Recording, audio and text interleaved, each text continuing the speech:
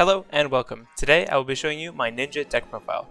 This is my first deck profile not dedicated to Ogdoadic, although I did try to mix the two, it just wasn't fruitful. So let's get into it.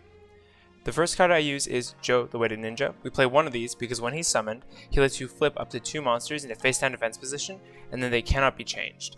This is really strong because it's clearly a double Book of Moon on a huge body with 2900 defense in your opponent's turn. Next up, we run the Pankratops. This is, along with the other dragons in the deck, because you are able to tag out ninjas into dinosaurs and dragons. And so this, along with being a strong going second card, gives us an interruption on our opponent's turn. We play 2 Twilight Ninja Jogen.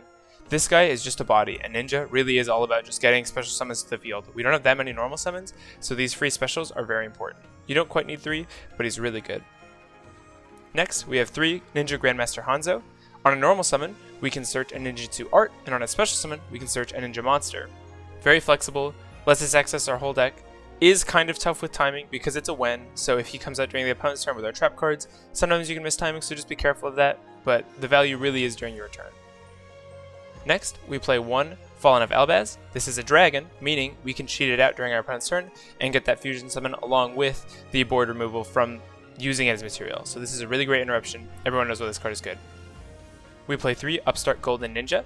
This is another one of our quote-unquote normal summons, although he doesn't have an if or when effect.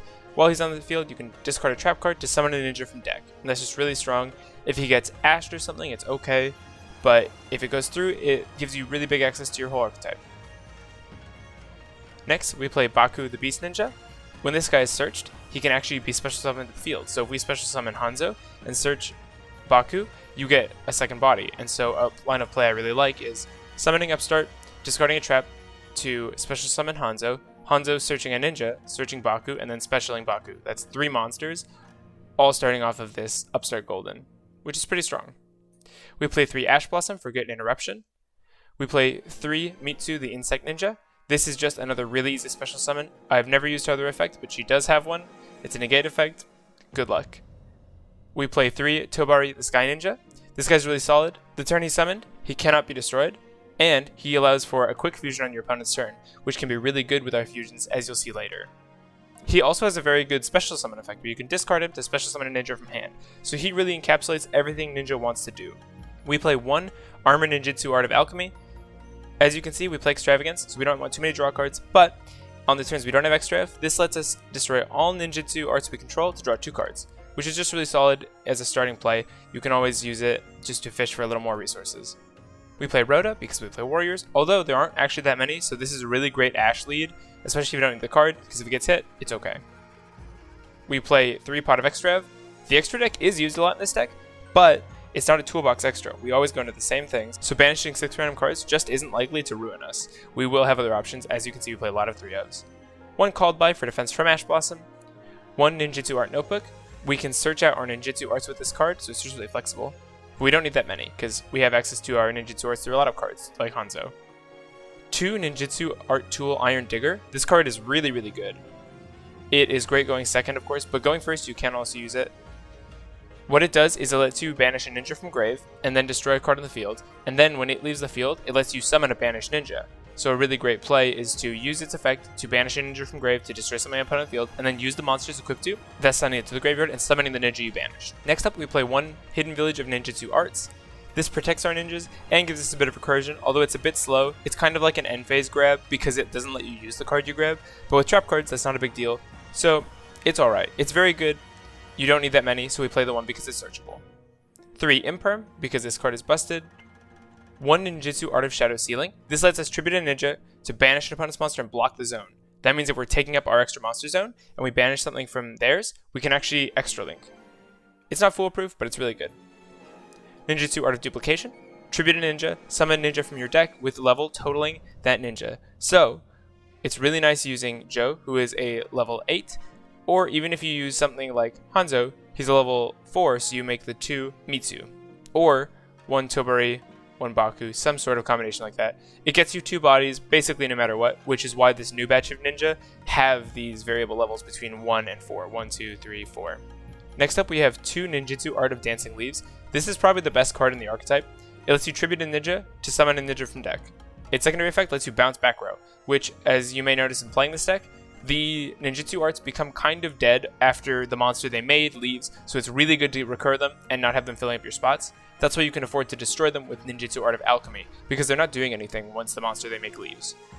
Lastly for the main deck, Ninjutsu Art of Super Transformation. This lets us target a ninja we control, an opponent's monster, and summon from our deck a dinosaur or dragon in our case, with a level that is less than or equal to the total levels. This is two things. This is spot removal for opponent monsters, and it's also interruption, because in our deck we play both Pankratops and Fallen of Albaz, meaning we can either remove a monster from their field with a tribute, or we can remove a monster from their field with Albaz and then use something like Mirror Jade for an additional banish. 2 of them is really good. The reason we play 2 of these is they're the best trap cards, but 3, you don't want to see 2 and they're searchable, so they're good at 2. We play 3 Mirror Jade because Extrav. We play 1 Lubellion, 1 Titaniclad, 1 Albion. These are just alternative Fallen of Albaz targets. If we can't quite make the Mirror Jade, like they don't have an extra monster, these give us outs. This combines with a dark, this combines with a light, and this combines with a big monster. So even if something gets hit, we will be able to use Albaz, and it will probably be able to go into Mirror Jade. We play 3 Maizen, the Battle Ninja. He's really great. In response to an opponent effect, you can summon a ninja from deck. That's really good. He also lets you attack directly with your ninja.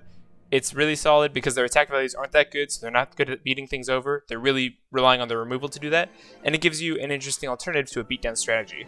Next up, we have Yugioh, the Armored Ninja. On summon, you can banish a card in your opponent's field. I don't actually go into him terribly often, but having access to him with Toberi, being able to fusion summon the opponent's turn, makes it an enticing option. It is also just good at 3. You don't have that many things you want to go into, so you might as well run it. And lastly, we have Ninja Grandmaster Saizo. He lets you set ninjutsu arts direct from the deck, and that just makes him really strong. He's a really, really powerful resource generation engine, and he's usually a first turn play. As for how the deck plays, it's just really fun. You use your trap cards to really control the game, you tag out your ninja with Dancing Leaves, and then use the monsters you summoned with Art of Super Transformation. You make more monsters with duplication to then use these trap cards. Shadow Ceiling is in there for a really, really solid removal option for decks that really build up one big boss. Marincess is pretty susceptible to stuff like this, although that's a pretty specific example. It's just a lot of fun. It can brick, and there are some new ninja cards that we just don't play in our list, but these are the ones I've found to be the most powerful, and in the ratios they are. If you wanted to build a side deck, I think Ninjutsu Art Tool Iron Digger could be actually a really solid 3 of.